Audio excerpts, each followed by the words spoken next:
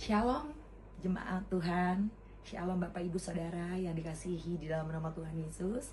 Happy Sunday, selamat hari Minggu, selamat beribadah. Puji Tuhan, kita diberikan kesempatan pada pagi hari ini boleh sama-sama ada di rumah Tuhan. Itu bukan kebetulan, tetapi karena Tuhan ingin berbicara buat saya, buat saudara-saudara melalui firman-Nya. Yang setuju dengan saya katakan amin. Haleluya.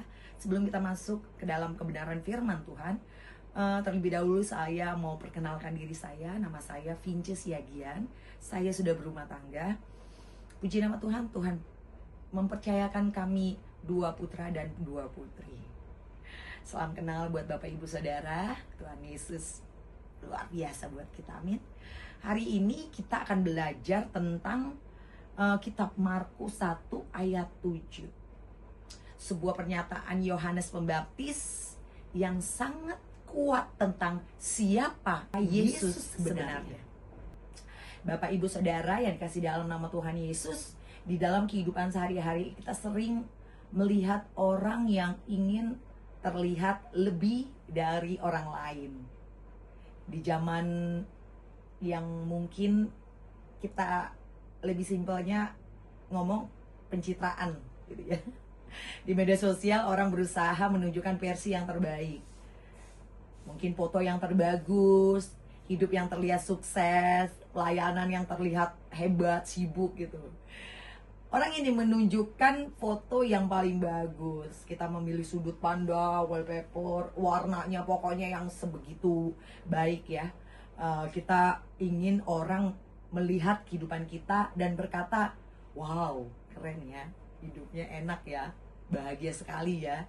Lalu orang juga ingin menunjukkan kehidupan yang terlihat sukses. Foto liburan di tempat yang indah, foto bersama mobil, atau foto pekerjaan yang terlihat hebat. Saya tidak menyalahkan itu karena saya juga demen foto, tetapi mungkin nggak sengaja, maksudnya gini ya, kita melakukan itu emang dilihat orang gitu. Beda dengan ya saya mau upload, mau menyimpan. Kayak saya pribadi tuh saya suka taruh di sosmed kayak ya sekalian nyimpan kadang di handphone kepenuhan gitu. Jadi tujuannya apa dulu gitu. Jadi kita tidak larang orang untuk foto, untuk ini, tetapi kita yang tahu tujuan kita. Apakah itu untuk meninggikan kita atau bagaimana, itu kita sendiri yang tahu. Jadi seolah-olah kalau tujuan kita nggak bener gitu, kita katakan pada dunia ini, lihat aku, lihat hidupku, ya, gue berhasil kan, gue keren kan gitu.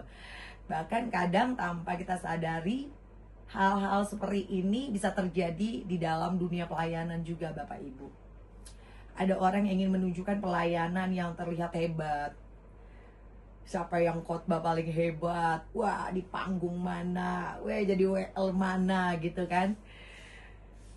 Dan tidak jarang di dunia rohani akhirnya bercampur dengan keinginan manusia yang mau dipuji, mau diakui. Kita mulai dari pelayanan bukan lagi untuk Tuhan, tetapi untuk pengakuan manusia. Tetapi ketika kita membaca firman Tuhan pada pagi hari ini, kita menemukan sesuatu yang berbeda dalam kehidupan Yohanes Pembaptis. Dalam Markus 1 ayat 7. Yohanes adalah seorang yang sangat dihormati pada zaman itu. Banyak orang datang dari berbagai tempat untuk mendengarkan khotbahnya. Orang bertobat melalui pelayanannya. Tapi satu hal yang perlu kita contoh dari Yohanes. Yohanes tidak mengambil kemuliaan Tuhan untuk dirinya. Justru ia berkata di dalam Markus 1 ayat 7, boleh sama-sama kita buka Alkitab kita.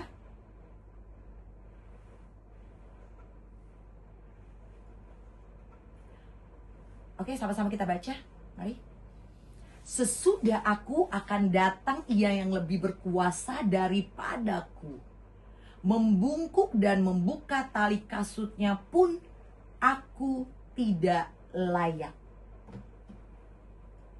Bapak Ibu Saudara,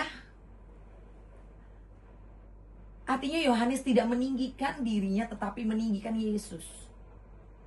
Ini pelajaran buat saya, buat kita semuanya. Biarlah hanya nama Tuhan yang ditinggikan dalam setiap kehidupan kita. Saya mengambil tema khotbah pada pagi hari ini mengenal kebesaran Yesus dan kerendahan hati seorang pelayan Tuhan. Yuk sama-sama sekali lagi kita katakan, mengenal kebesaran Yesus dan kerendahan hati seorang pelayan.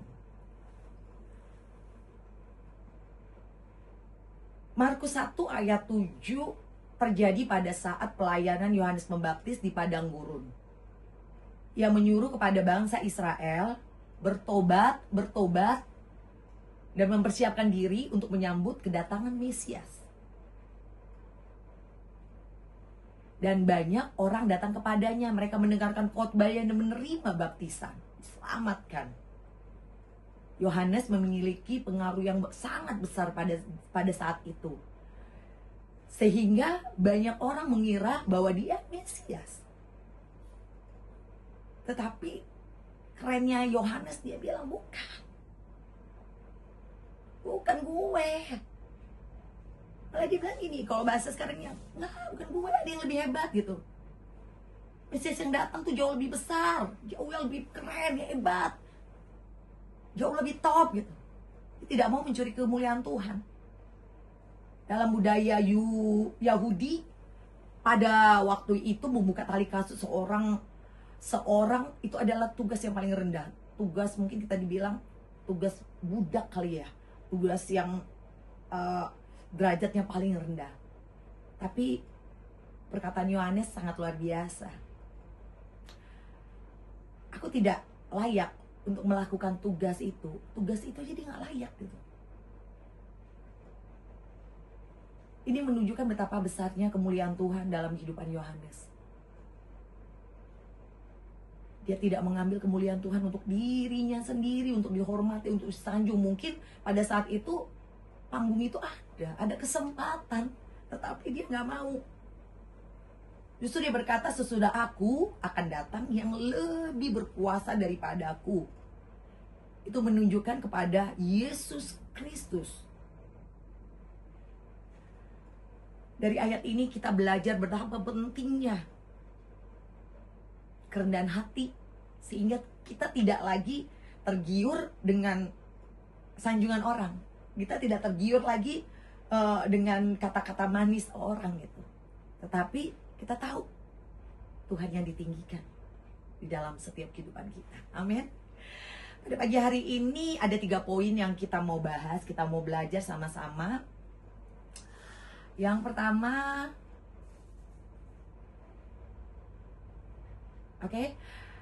Yohanes menunjukkan siapa Yesus yang sebenarnya.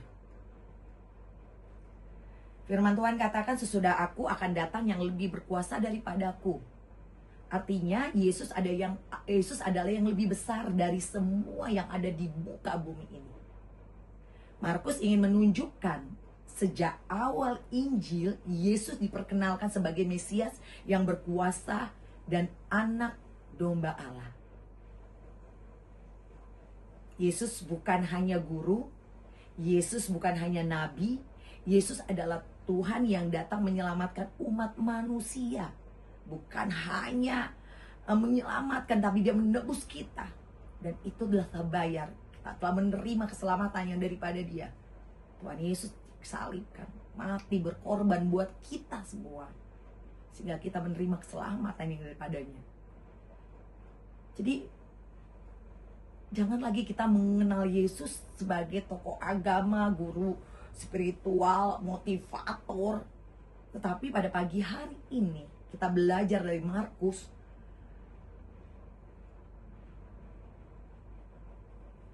mengajarkan bahwa Yesus adalah Tuhan. Tuhan itu berkuasa, juru selamat yang menyelamatkan. Pada pagi hari ini kita sama-sama merenungkan dan bertanya dalam diri kita pribadi, apakah kita benar mengenal Tuhan? Apakah kita benar mengenal Yesus seperti yang Alkitab ajarkan?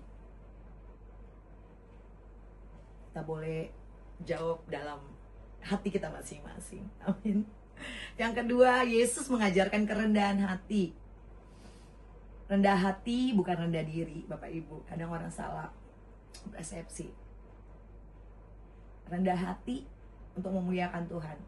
Rendah diri merasa dirinya nggak layak, nggak bisa gitu.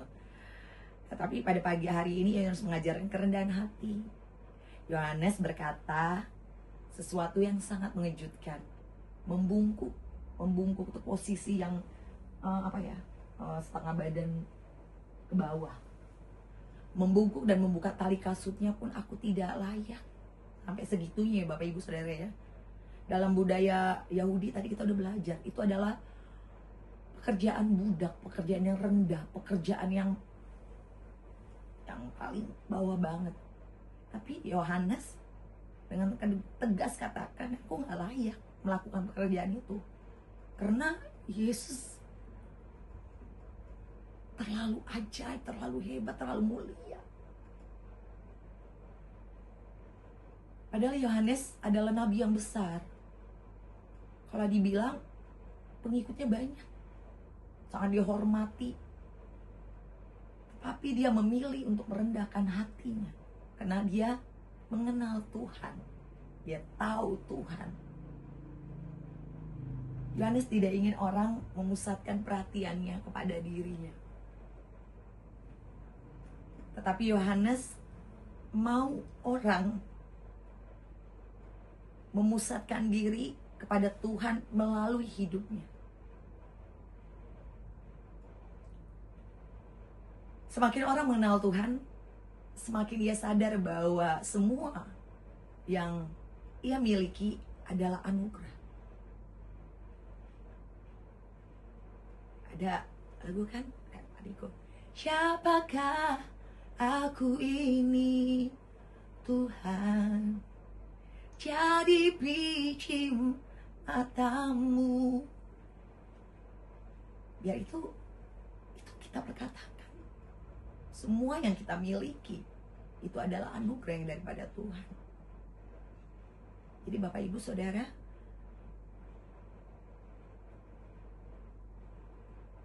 pada pagi hari ini, apakah ada kerendahan hati dalam setiap kehidupan kita? Apakah ada hati yang mengasihi Tuhan?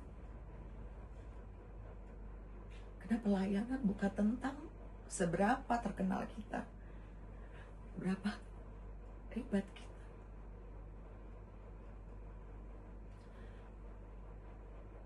Tetapi tentang seberapa besar kemuliaan Tuhan, kebaikan Tuhan dalam hidup kita. Kalau hari ini kita masih boleh melayani, kalau hari ini kita masih dikasih kesempatan untuk bekerja, untuk menyelesaikan amanat aku, lakukan dengan segenap hati, lakukan dengan kerendahan hati, lakukan semuanya untuk memuliakan Tuhan.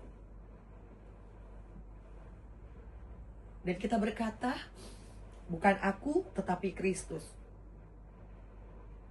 Di dalam pelayanan bukan nama kita yang terkenal, tetapi supaya Yesus Kristus dimuliakan dalam hidup saya, hidup saudara, ibu bapak, ibu saudara. Yang ketiga, Yohanes menjadi petunjuk jalan kepada Kristus. Yohanes memahami benar bahwa tugasnya hanya satu, menunjukkan jalan kepada Mesias. Ia bukan tujuan. Ia hanya petunjuk jalan. Mungkin kita umpamakan seperti rambu di jalan raya, Bapak Ibu Saudara. Rambu tidak berkata, lihat aku. Rambu berkata, ke sana tujuannya. Demikian juga hidup orang percaya. Tujuan hidup kita bukan supaya orang melihat kita, tetapi supaya orang melihat Yesus melalui kehidupan kita. Kita dipanggil untuk mengarahkan orang kepada Yesus. kita mungkin melihat di zaman sekarang ini yang serba membingungkan. Zaman dimana orang banyak kehilangan arah hidup.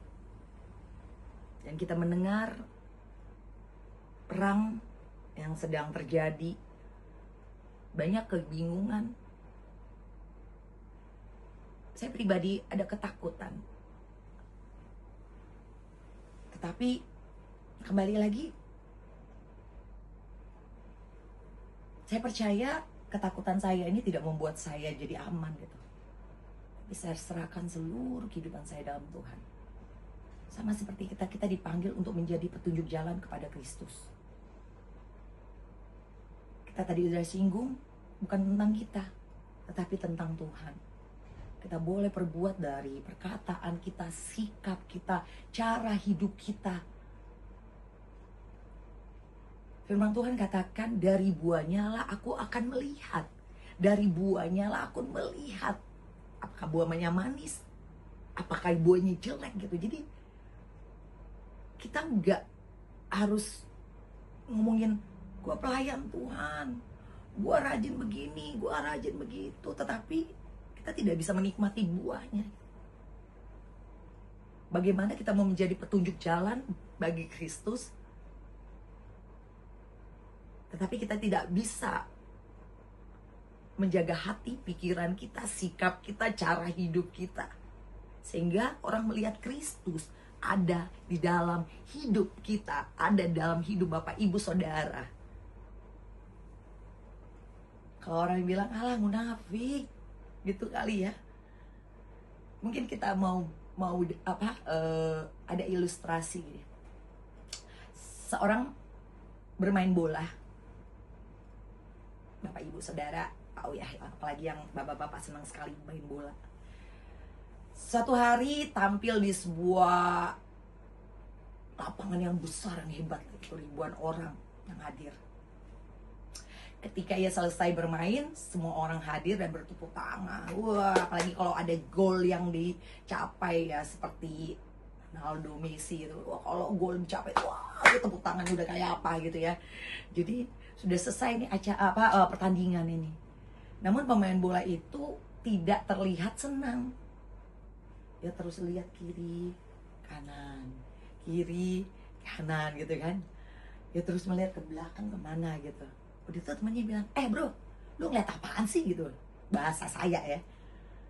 Semua orang yang lagi euforia gitu, gitu. Tapi dia kayak bingung gitu. Dia bilang gini, karena ada satu orang yang belum ada bro, katanya. Lah, kita kan dari semua gitu kan. Ada semua, lu cari siapa lagi sih gitu. Gue nyari guru gue gitu. Mungkin ini ya sepele gitu, nggak masuk akal, tapi itu realnya. Bagi pemain bola itu yang paling penting, bukan tepuk tangan dari pemirsa, tetapi pemain bola di saat gurunya atau pelatihnya mengatakan keren, bagus, mereka senang. Demikian juga dalam hidup kita, yang paling penting bukan pujian manusia. Hari-hari ini masih peduli dengan pujian manusia, di skip. Amin. Demikian juga dalam kehidupan kita. Mungkin manusia pas lagi ngeliat kita baik, mau baik. Pas lagi jelek sedikit, waduh, gimana. Tapi Tuhan, lo mau gimana, tetap anak gue. Kalau bahasa. Yang paling penting adalah ketika suatu hari Tuhan berkata kepada kita, kepada Bapak Ibu Saudara, baiklah Vince, baiklah sekalian perbuatan itu, hai hambaku yang setia, hai hambaku yang baik dan setia. Firman Tuhan pada hari ini mengajak kita bertanya, apakah Yesus benar-benar menjadi yang terbesar di dalam hidupku? Apakah kita hidup dengan kerendahan hati seperti Yohanes? Bapak Ibu Saudara, dunia ini penuh dengan orang yang meninggikan diri sendiri. Tetapi Tuhan mencari orang yang berkata, Tuhan, bukan aku yang harus terlihat, tetapi Tuhan yang terlihat.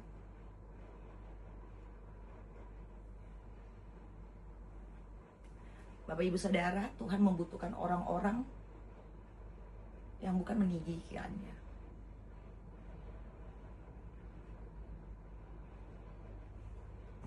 Dalam hidup saya, di dalam hidup Bapak Ibu Saudara, apakah kita hidup sama dengan Yohanes, memiliki kerendahan hati yang begitu besar?